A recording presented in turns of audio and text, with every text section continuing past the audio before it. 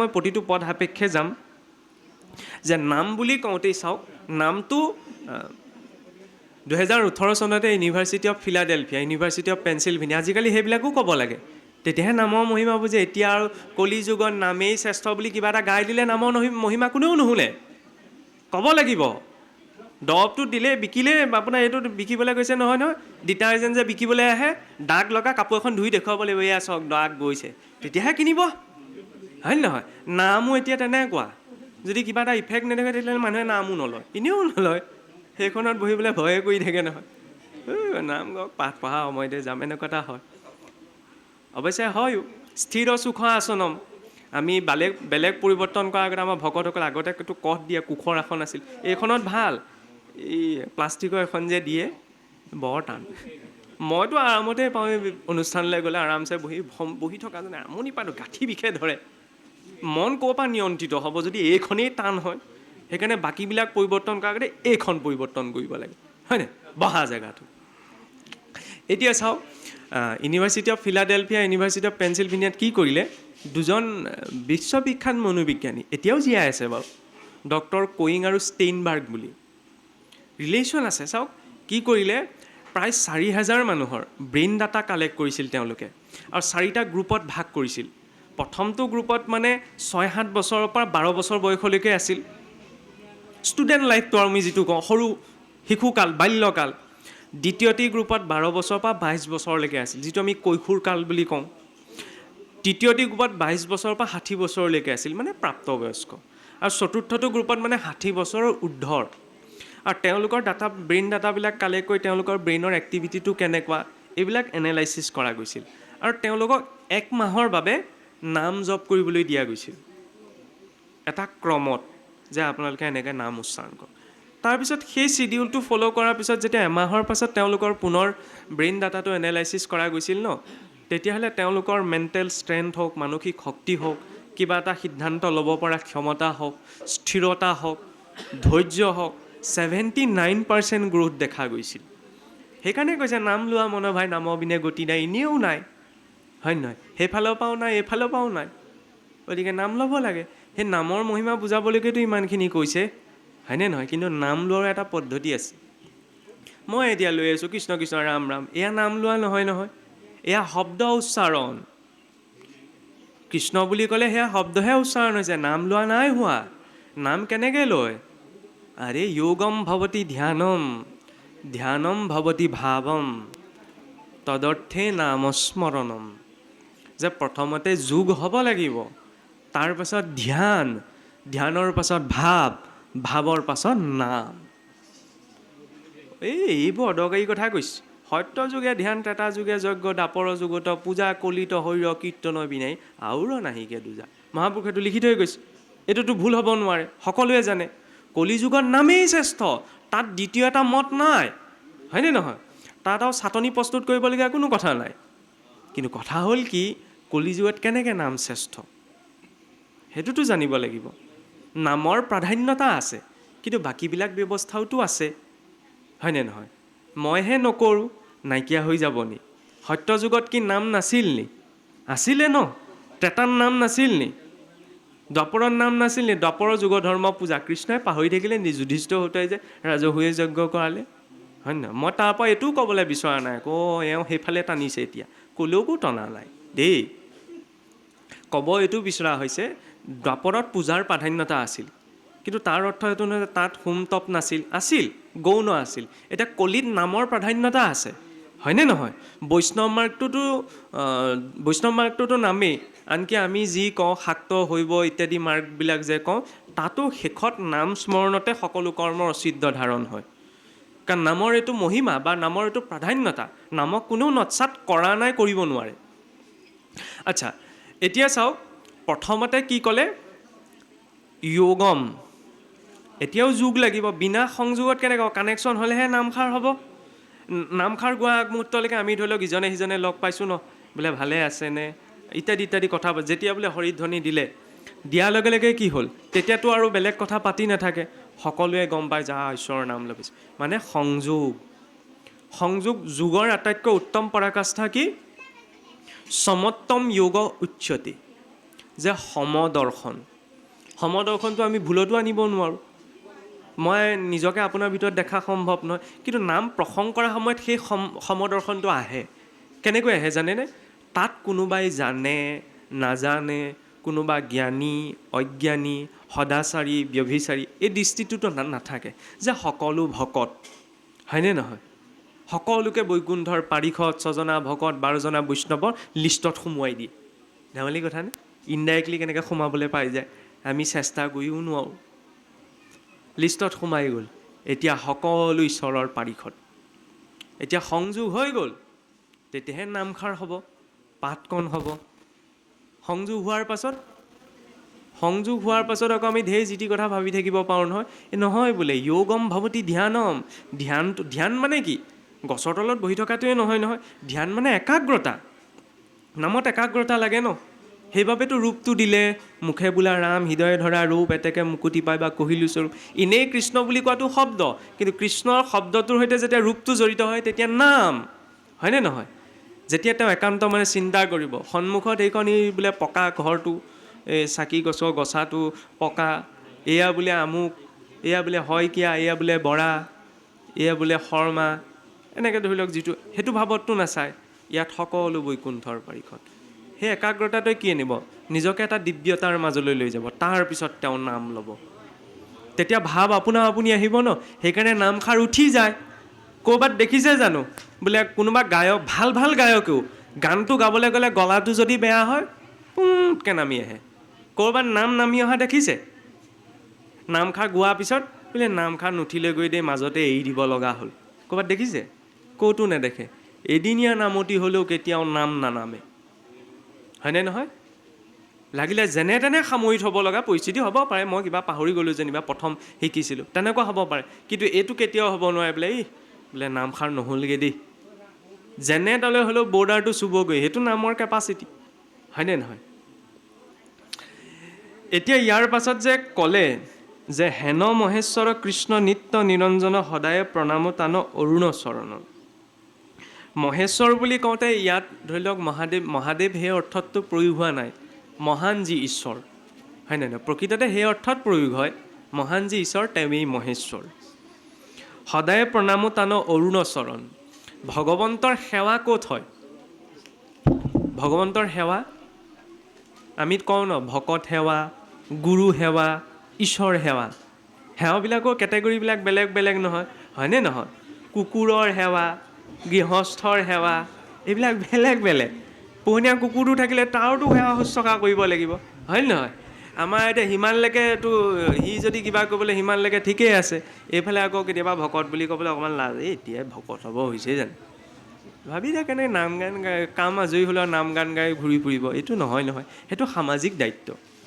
নামষাৰ সমাজত প্ৰসংগ কৰা, পাঠকণ পঢ়ি দিয়া, সেইটো সমাজে কৰিলে ক'ব। আটাইতকৈ ডাঙৰ দায়িত্বটোতো সেইটো, হয়নে নহয়? মোক ইয়াত সন্মান কৰে নকৰে সেইটো ডাঙৰ কথা নহয় দেই। কিয় জানেনে? কাৰণ মই যিটো কাম কৰিছোঁ সেইটোতো আমাৰ না নৱবিধ ভক্তিৰ ভিতৰুৱা, না 14 প্ৰসংগৰ ভিতৰুৱা। বহুত ডাঙৰ কথা এইটো। লিখি থওক, কামত দিব। মই যিটো কাম কৰি আছোঁ সেইটো নৱবিধ ভক্তিৰ ভিতৰুৱা নহয়। কাৰণ নৱবিধ ভক্তিত কি আছে? শ্ৰৱণ কীৰ্তন ৰচন আত্মনিবেদন লয়। ক'ৰবাত ব্যাখ্যা আছেনে? আছে জানো? মহাপুৰুষে 14 প্ৰসংগৰ ব্যৱস্থা কৰিলে, নহয়নে? তাতো প্ৰসংগৰ নামৰ প্ৰকাৰ 52 প্ৰকাৰ নাম আছে।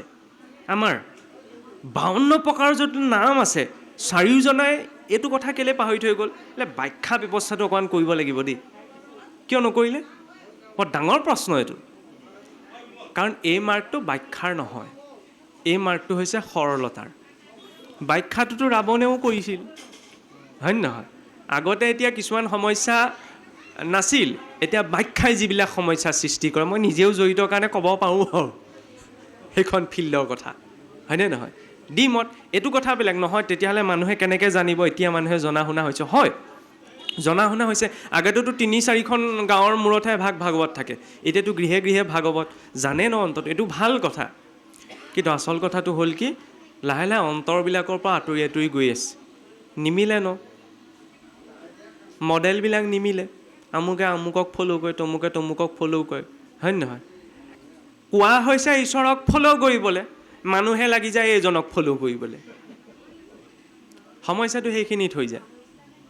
এইজনক লৈ কোনো কাম নাই, এইজনৰ পৰা জিঅ'টো ওলাই গ'লে সেইখিনি উলিয়াই দিব লাগিব। সন্মানটো বহি থকাৰ কাৰণেহে।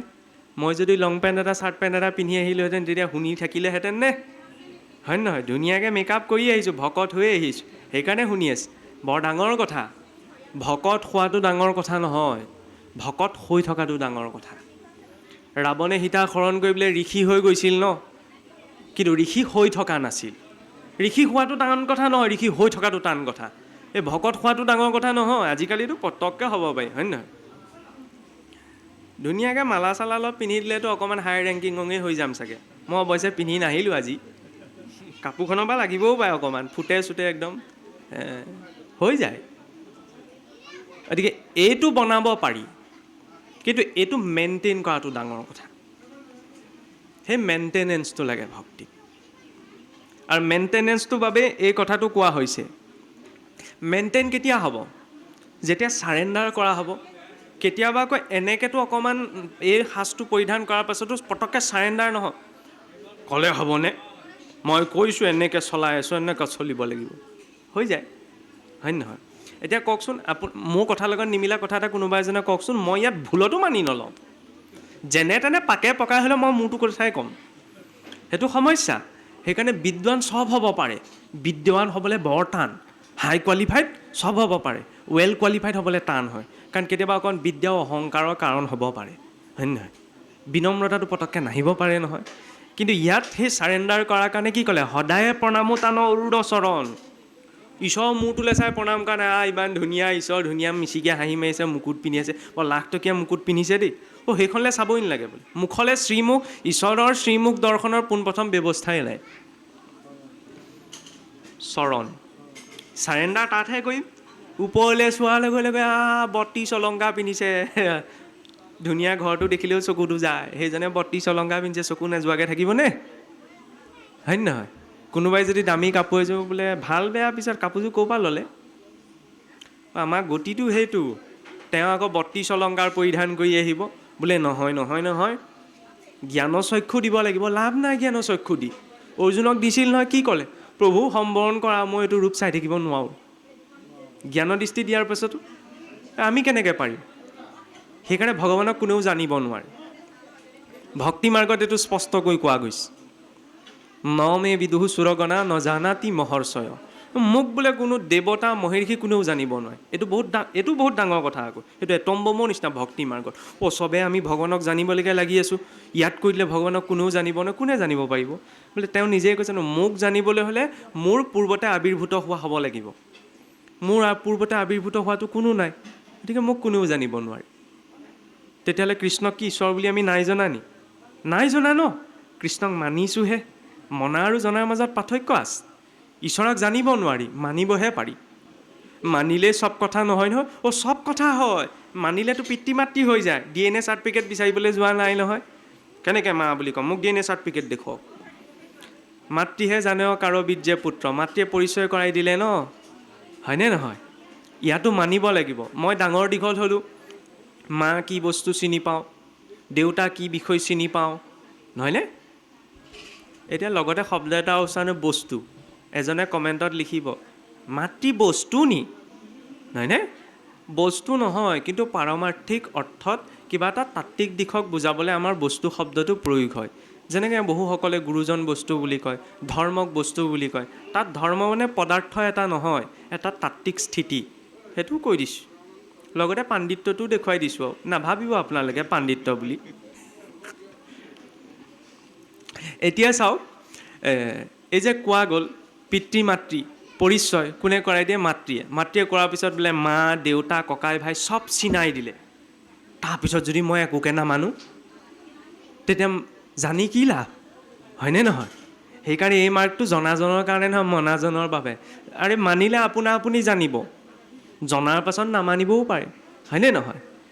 সেইকাৰণে ঈশ্বৰৰ সময়ত প্ৰভু মই একো নাজানো, তোমাৰ শ্ৰীচৰণত মুঠতে মই সমৰ্পণ কৰিছোঁ। সেই ছাৰেণ্ডাৰটো কৰাত লাগে। মই টানিছোঁ আৰু ৰবৰডাল যিমান বহল কৰিব পাৰি।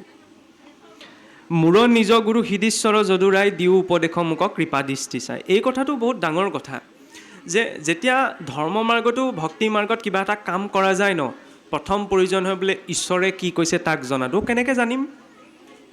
ঈশ্বৰেতো নকয় এইটোকে কৰা বুলি, হয়নে নহয়? ঈশ্বৰে কেনেকৈ নিৰ্দেশ দিয়ে জানেনে? সকলোৰে জীৱনত এইটো ঘটে। যেনিবা কিবা মই কৈছোঁ, যেনিবা দুদিন বনাই থোৱা বস্তু এটা এতিয়া টানত পৰি বোলে লৰালৰি হৈছে, বোলে কালিয়ে বনালে বস্তুটো, মই বোলে আজি খাব নালাগে, মই কৈছোঁ আৰু প্ৰথমতে চাবচোন, পটককৈ মনটোলৈ এটা ভাৱ আহে, নাখাওঁচোন। তাৰপিছত আকৌ 10টা চিন্তা আহিব, খা খা খা খা বুলি। প্ৰথমতে যে আহিলে এইটো খাব নালাগে, কোনে ক'লে? সেই ছিগনেলটো ডাইৰেক্ট ঈশ্বৰৰ পৰা আহে। প্ৰথমতে তেওঁ কিবা এটা ক'লে, মই কওঁচোন, মনৰ পৰা ভিতৰৰ পৰা আহে, এতিয়া একো নক'বা। তাৰপিছত যিকেইটা আহে, ক এতিয়াই নক'লে কেতিয়াও কবি, এতিয়াই সুযোগ পাইছ, গালি পাৰি দে, গালি পাৰি দে। সমস্যা ন, আশীৰ্বাদ দিবলৈ কিতাপখন পঢ়িব লাগে, অভিশাপ দিবলৈ কিতাপ পঢ়িব নালাগে নহয়। লাগে নে নালাগে? আশীৰ্বাদ দিবলৈ পঢ়িব লাগে, পঢ়িবও লাগিব। বিয়াখনত যদি মহাসমৰ আশীৰ্বাদটো মই দি দিবলৈ, তেতিয়াতো আৰু চেচেই চব। কাৰোবাৰ মংগল কামনা কৰিবলৈও দুটা কথা জানিব লাগে। অমংগল কামনা কৰিবলৈ তাতটোতো PhD। সমস্যাটো সেই, যেতিয়ালৈকে বাণী শুদ্ধ নহয় তেতিয়া ব্যক্তিত্ব শুদ্ধ নহয়। ব্যক্তিত্ব শুদ্ধ নহ'লে কিদৰে ব্ৰহ্মৰ প্ৰাপ্তি হ'ব, হয়নে নহয়? বিদ্যাৰ দেৱী বুলি ক'লে সৰস্বতী দুখন আসনতেই বহে। এখন হৈছে শংখৰ আসন, ৰাজহংসত নিবাস ন। পোনাই নিদিবা আকৌ ভক্তি ৰত্নাৱলীত ক'ৰ পৰা সৰস্বতীৰ কথা আহিল। সৰস্বতী বুলি ক'লে প্ৰতিটো বাণী সৰস্বতী। মই ইয়াত লৈ একদম ফুল তুলসী লৈ পেলাই পূজা কৰাৰ কথা কোৱা নাই, সেইটো কনচেপ্ট বেলেগ, নহয়নে? সৰস্বতী বিদ্যা অবিহনেতো কৃষ্ণ শব্দটো উচ্চাৰণ শব্দ। আৰু দ্বিতীয় আসন হৈছে পৰমহংসৰ জিহ্বা। গুৰুজনৰ, পৰমহংসজনৰ জিহ্বাতহে সৰস্বতী বহে। এই দুখন আসন, সেইকাৰণে কয় বাণী শুদ্ধ হ'ব লাগে। ভকতসকলে আশীৰ্বাদ দিওঁতে আগতে কয়, আজিকালি ক'বলৈ ভয় হ'ল, কিজানি ধৰি দিব, সেই ভক্তি মাৰ্গত থাকি আকৌ সৰস্বতী। আগতে আশীৰ্বাদ দিওঁতে কয় বোলে কণ্ঠত সৰস্বতীয়ে লাগ দিয়ক দেই, এতিয়া কোৱাকেইজনো বন্ধ কৰিলে, ভয় কৰে নহয়। বিদ্যাত সৰস্বতী বুলি ক'লে ইজনে ধৰিবনে, কৃষ্ণত শৰণাপন্ন হৈ আপুনি সৰস্বতী বুলি কেলেই ক'লে, মানে সেইটো পাওঁ ইমান এলাৰ্জি। আৰে মুখে যিয়েই নকওক, স্মৰণ কাৰ হৈছে সেইটোহে ডাঙৰ কথা, হয়নে নহয়? মই মুখেৰে কৃষ্ণ কৈ আছোঁ, মনেৰে যদি আকৌ বেলেগ ভাবি আছোঁ, তেতিয়াতো লাভ নাই। এতিয়া চাওক, এই যে কোৱা হ'ল, মূৰ নিজ গুৰু হৃদীশ্বৰ যদুৰায়, বাণী যেতিয়া কাণত পৰেগৈ, ভগৱন্ত ক'ত আছে? আমাৰ হৃদয়ত। হৃদয়ৰ পৰা যে পোনপ্ৰথমতে এটা শব্দ আহে, বোলে মনৰ কথাটো দিব লাগে, অন্তৰৰ কথাটো শুনিব লাগে, সি এবাৰহে কয়। ঈশ্বৰে নিৰ্দেশনা এবাৰহে দিয়ে, বাকী কৰে নকৰে নিজৰ কথা ন। অৰ্জুনক ইমানখিনি বুজালে, শেষত কি ক'লেগৈ? যথেচ্ছচি তথা কুৰু। পৰীক্ষিতক সুখদেৱে 7 দিন 7 ৰাতি বুজাই থাকিলে, শেষত কি ক'লে? প্ৰভু কি কয়? এই যথেচ্ছচি তথা কুৰু, তোমাৰ যি ইচ্ছা তাকে কৰা। এইটো হৈছে ধৰ্মৰ স্বাধীনতা, এইটো হৈছে ধৰ্মৰ উদাৰতা, এইটো হৈছে ধৰ্মৰ গভীৰতা। বাকীবিলাক ধৰ্মত চাবচোন, মানিবই লাগিব, নহ'লে নৰকত মৰিবলৈ যাবা। আমাৰ ইয়াত থাৰ্ড অপশ্যন এটাও আছে। বাকী গোটেই ধৰ্ম দৰ্শনবিলাক এই দুটাৰ ভিতৰতে আছে। যদি আপুনি মানে, তেতিয়াহ'লে আপুনি স্বৰ্গলৈ যাবলৈ পাব, আৰু যদি নামানে, তেতিয়াহ'লে আপুনি নৰকলৈ যাব পাৰিব। আমাৰ ইয়াত থাৰ্ড অপশ্যন এটা আছে, বোলে স্বৰ্গ নৰক দুইটা বাদ দিয়া, একেবাৰে পাছ আউট হৈ গুচি যোৱা, যাক আমি মুক্তি বুলি কওঁ, ঈশ্বৰ প্ৰাপ্তি বুলি কওঁ। এই দুটাৰ ভিতৰত নাহে ন। বোলে স্বৰ্গলৈ কেলৈ যাব লাগিছে, নৰকলৈ কেলৈ যাব লাগিছে, এই দুইটা কথা বাদ দিয়া। এই নজনা মানুহে দুইটা কথালৈ লাগি থাকে, জনাজনে লাহেকৈ দুইটা এৰি থৈ গুচি যায়। দৰকাৰ নাই নহয় আহি থাকিবলৈ। পুনৰপি জননম পুনৰপি মৰণম পুনৰপি জননী যথৰে শয়নম, হয়নে? ইহ সংসাৰে বহু দুস্তাৰে কৃপয়া পাৰি পাহি মুৰাৰে। বহু পুনৰ জন্ম, পুনৰ মৃত্যু, মাতৃ ভিন্ন গৰ্ভ ভ্ৰমণ হৈ আছে। এতিয়া আৰু কৃপা কৰা, ভৱসাগৰ তৰাই নিয়া, হয়নে নহয়? কেতিয়াবা পৰি যায়। এতিয়া চাওক, ভগৱন্ত যেতিয়া হৃদয়ত আছে, হৃদয়ৰ পৰা বাণী কেনেকৈ? আমি যেতিয়া শব্দ এটা শুনো ন, শব্দ বাণীৰ 4টা প্ৰকাৰ আছে। প্ৰথমটোক কোৱা হয় বৈখৰী, ইয়াৰ পাছত কোৱা হয় মধ্যমা, তাৰ পাছত আহে পশ্যন্তী, পশ্যন্তীৰ পাছত আছে পৰাবাণী। মই শব্দটো ক'লোঁ, শব্দ এটা কৈছোঁ, মোৰ মুখৰ পৰা আপোনাৰ কাণত গৈ পৰিলেগৈ, এই সময়ছোৱাক, এই বাণীকণক কোৱা হয় বৈখৰী। কিছুৱে কাণে যি শুনিলে সেইমতে গোটেই জীৱনটো চলাই দিয়ে। তেওঁৰ মানে অধিকাৰ বাণীৰ প্ৰতি গভীৰতা সেই বৈখৰীলৈকেহে থাকে। কাণত পৰিলেগৈ, কাণৰ পৰা ক'লৈ যায়? মগজুলৈ যায়, হয়নে নহয়? মগজুলৈ যাওঁতে যিটো সময় লাগে, যিটো ক্ৰম, সেই সময়টোক বাণী কোৱা হয় মধ্যমা। তেওঁ শুনাটোৱে নকৰে, শুনাৰ পাছত ব্ৰেইনটোলৈ যাব, ইয়াৰ পৰা চিন্তা কৰিব ন। এতিয়া এই মধ্যমাৰ পৰা ক'লৈ যায়? মগজুৰ পৰা মনলৈ যায়। মন আকৌ নিৰ্দিষ্ট এটা জেগাত নাই, মনটো সৰ্বশৰীৰত ব্যাপ্ত এটা অৱস্থা, হয়নে? মন ছডাল নাড়ীত ভ্ৰমণ কৰি ফুৰে, ইৰা, পিংগলা, সুষুম্না, সুস্থিৰা, চঞ্চলা। ইৰা নাড়ীত যেতিয়া মনটো সংযুক্ত হয় তেতিয়া ক্ষুধা ভাৱ আহে। পিংগলাত তৃষ্ণা, পিয়াহ জাগে। পিয়াহ কেৱল পানীৰে নালাগে আকৌ, বুজি পাইছেই নহয়, নিজৰ নিজৰ মতে সেইখিনি সজাই ল'ব আৰু। ক্ষুধা, তৃষ্ণা যেতিয়া সুষুপ্তিৰ সৈতে জড়িত হয় তেতিয়া গভীৰ নিদ্ৰা। সেইকাৰণে সেইখিনি সময়ত আমি শুবলৈ যাওঁতে কি বুলি কয়? শুই উঠি যে গাটো ধুবলৈ কয়, বা শোৱা বিচনাখনৰ পৰা উঠি আহি যে নামঘৰলৈ নাযায়, এইটো কেৱল সদাচাৰেই নহয়, কাৰণ যিখিনি সময়ত ইন্দ্ৰিয়সমূহ বিকল হৈ গ'ল। আমাৰ গোটেই অনুভৱটো ইন্দ্ৰিয়ৰ পৰাই আহি আছিল, য'ত ইন্দ্ৰিয়ৰ নিবৃত্তি হৈ গ'ল, মানে মৃত্যু হৈ গ'ল, হয়নে নাই? মানুহৰ আয়ুস কিমান বোলে? মানুহৰ আয়ুস কলি যুগত 100 বছৰ, তাতো কেলকুলেশ্যন এটা কৰিলে 120 বছৰ পূৰ্ণ আয়ুস, হয়নে? সেইটো লীলা ৰূপতহে। প্ৰকৃততে মনুষ্যৰ আয়ুস কিমান?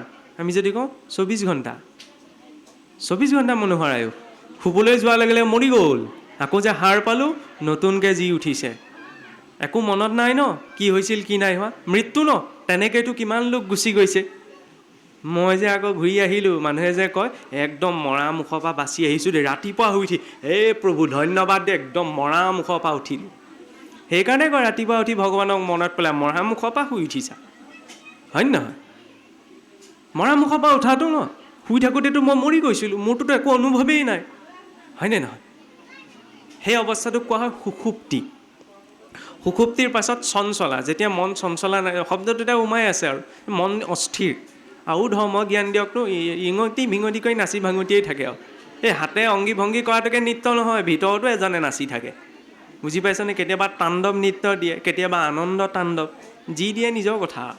চঞ্চলাৰ পৰা সুস্থিৰা, সুস্থিৰাত বিচেতনা। সুষুপ্তিৰ ওপৰতো এটা স্তৰ আছে, যিটো স্তৰত কি হয়, ইন্দ্ৰিয়ৰ অনুভৱ নাথাকে, কিন্তু ইন্দ্ৰিয়সমূহ ক'ত লয়প্ৰাপ্ত হৈ আছে, সি কি দেখিছে কি পাইছে, সেই অৱস্থাটো জাগ্ৰত দিয়ে। সেই অৱস্থাটো কেতিয়া আহে? যেতিয়া মানুহৰ মৃত্যু ঘটে, পালচ চলা বন্ধ হৈ গ'ল, এইটো দৈহিক মৃত্যু, মানে মেচিন চলি আছিলে, মেচিন চলা বন্ধ হৈ গ'ল, হয়নে? সেইকাৰণে চাবচোন, আগতে চিধাই দাহ কৰিবলৈ নিনিয়ে মানুহ মৰা মাত্ৰকে, আজিও নিদিয়ে সমাজ ব্যৱস্থাত, বোলে যে 3 ঘণ্টা সময় যে মিনিমাম 3 ঘণ্টা। কিয় 3 ঘণ্টা সময় ৰয়? এইটো নহয় বোলে মিতি কুটুম আহি পাওঁকি, সেইটোতো ছেকেণ্ডেৰী কথা। কিয় ৰয়? তুলসী তললৈ যে উলিয়ায়, কাৰণ আমাৰ শৰীৰটোত প্ৰকৃততেতো 10 প্ৰাণ আছে, 10 প্ৰকাৰৰ প্ৰাণবায়ু আছে। প্ৰথমতে যেতিয়া পালচ চলা বন্ধ হৈ যায় ন, তেতিয়া পোনপ্ৰথমতে প্ৰাণবায়ুহে ওলায়। সেই অৱস্থাটোক ভৈৰৱী যাতনা বুলি কোৱা হয়। তাৰ চব ইন্দ্ৰিয় বিকল হৈ যায়, কিন্তু সেই মানুহজনৰ সন্মুখত কোনে কান্দিছে কি কৰিছে এইজনেও কিবা এটা ক'ব বিচাৰে, কিন্তু বোলে প্ৰকাশ নহয়। সেই অৱস্থাটোক বিচেতনা কোৱা হয়। মন এই 5ডাল নাড়ীৰ ভিতৰতেই ঘূৰি ফুৰে। এই 3 ঘণ্টালৈকে কিয় থৈ দিয়ে? প্ৰথম প্ৰাণবায়ু, ইয়াৰ পাছত অপান বায়ু, তাৰপিছত সমান বায়ু, তাৰপিছত উদান বায়ু, শেষত কি ওলায়? ব্যান বায়ু। ব্যান বায়ু ক'ত থাকে? নাভিত। মানুহজন জ্বলোৱাৰ পিছত কি অংশ বাকী থাকেগৈ? এই ইলেক্ট্ৰিক চকত দি দিলে আৰুতো বেলেগ কথা, বহুত হাই ভল্টেজত দি দিব ন, তেতিয়াতো একো নাথাকে। এনেই নৰ্মেলি যেতিয়া আমাৰ যে দাহ সংস্কাৰ কৰা যায়, এটা অংশ চাবচোন আৰু জ্বলোৱাৰ পাছতো মানে নজ্বলেগৈ, নাভি অংশটো। নাৰায়ণৰ ক'ৰ পৰা সৃষ্টি হৈছে? নাভিৰ পৰাই ন। নাভিত মৃত্যুৰ অধিষ্ঠান। আৰু ইয়াতকৈও সূক্ষ্ম ৰূপত এক বায়ু আছে, ধনঞ্জয় বায়ু। প্ৰাণ গৈলেও নাযায় ধনঞ্জয় বায়ু বুলি এনেকৈ পদ এটি আহে। এই যে চাবচোন, মই কথাটো উল্লেখে কৰিছোঁ, এই যে মুণ্ডন যে কৰা, এই কথাটোলৈ আমাৰ সমাজত ঢেৰ খেলি মেলি আছে ন। কৰা নকৰাটো ডাঙৰ কথা নহয়, মুণ্ডন কৰাটো এক প্ৰকাৰ আমাৰ হিন্দু ধৰ্মত প্ৰায়শ্চিত্ত বুলি গ্ৰহণ কৰা হয়। কিয়? যেতিয়ালৈকে শৰীৰৰ পঞ্চবায়ু নিবৃত্তি হৈ যায়, কেশৰ পৰা ধনঞ্জয় বায়ু নাযায়, শিৰত ধনঞ্জয় বায়ুৰ স্থান, মানে প্ৰাণৰ কিছু অংশ থাকোঁতেও দাহ সংস্কাৰ কৰা গ'ল। সেইবাবে মানে এই মুণ্ডন সংস্কাৰটো কৰা যায়। এতিয়া কৰে নকৰে নিজৰ কথা, তাত মই মত দিবলৈ যোৱা নাই, হয়নে? কিন্তু কৰা যে হয় তাৰ ৰেলেভেঞ্চ এইটোও এটা। দ্বিতীয়তেতো অহংকাৰ বৰ্জনটোতো সেই হয়, মোকেই যদি চুলি পকিছে বুলি কয়, কাইলৈ পৰা গডেজ আনি মাৰিবলৈ আৰম্ভ কৰি দিম। বহুত কথা আছে, 1000 টকা খৰচ কৰেনো এই কোচাত, ইয়াত আৰু পাপ পুণ্যলৈ বেলেগ কথা নাই। এইটো এটা আমাৰ লৌকিক দৰ্শন, কোনোবাই মানে কৰক নামানে নকওক, হয় নাই? তাত ক'বলগীয়া নাই। খালি এইটো নহয়, আচলতে বিষয়টোক এইকাৰণেই জানিব লাগে যাতে অশ্ৰদ্ধাটো নোপজে। কৰে নকৰে নিজা কথা, হয়নে নহয়? আজি মই কিবা এটা কৰোঁ নকৰোঁ সেইটো মোৰ কথা ন, তাত আপুনিও একো নকয়, আপোনাকো মই একো ক'ব নোৱাৰোঁ। কিন্তু জানিব এইকাৰণেই লাগে বিষয়খিনিৰ প্ৰতি, কাৰণ আমি মূৰ্খ হ'ব পাৰোঁ, কিন্তু আমাৰ পূৰ্বপুৰুষসকল মূৰ্খ নাছিল, সেইটো কথাই। পাকে পকাই মানে কি হয়, অকণমান চাটনি ভাজিও কৰি দিয়া হয় আৰু এতিয়া খালে খাব আৰু নেখালে নাই আৰু, উপায় নাই। ভগৱন্ত যেতিয়া ভানীয়ে ইয়াৰ তৃতীয় স্বৰূপটো পাইগৈ ন, তৃতীয় স্বৰূপটো হৈছে মধ্যমাৰ পাছত পশ্যন্তি, মগজে মনলৈ পঠায়। কিছুৱে সেইকাৰণে মনৰ মতে চলে, হয়নে? মনৰ পাছত যিটো শেষ স্তৰ আহে, মনৰ পৰা ক'লৈ যায়? আত্মালৈ যায়। বাণীৰ সেই স্বৰূপটো কোৱা হয় পৰাবাণী। সেইমতে চলিলেতো আৰু জীৱনত একো বিপদেই নাই। খালি আমাৰ ইমানখিনি নহয়গৈ যে শুনিম, শুনাৰ পাছত মগজে লওক, মগজৰ পৰা মনে ভাবোঁ, মনৰ পৰা আত্মালৈ যাওক, হয়নে? আত্মাৰ পৰা যেতিয়া আহে তেতিয়াহ'লে সেই কৰ্মটোৱে কেতিয়াও জীৱক অধোগতিৰ সৈতে সম্পন্ন কৰাব নোৱাৰে। কিবা